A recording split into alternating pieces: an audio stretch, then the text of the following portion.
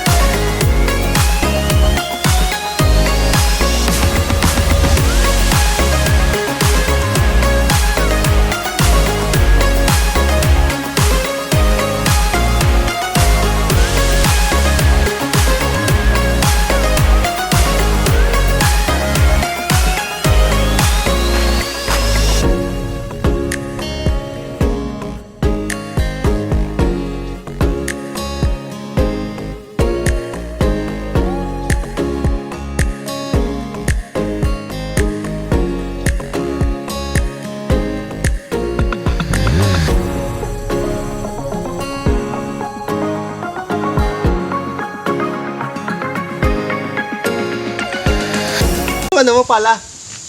Diyan, no? Hindi ko mga-paper 65. May pantang lupa. Para kakalitan mo rin yan.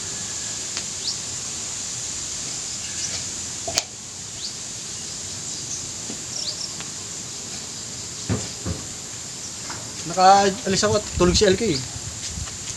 Pagdating ko tulog eh.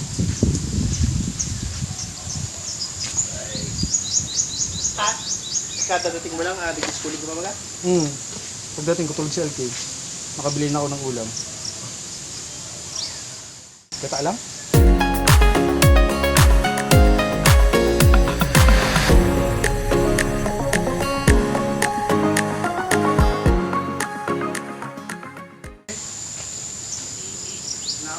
Sige lang. Grabe na yung damo. Saka napag-ayos na dito. Di ba may nabili si Pipit na ano? Yung ibibili yung... Kay ano, may gap yun. Ha? Kay nga. Yung ano, parang may gasolina. Iniram na ngayon dati. Kaso binalik na yata.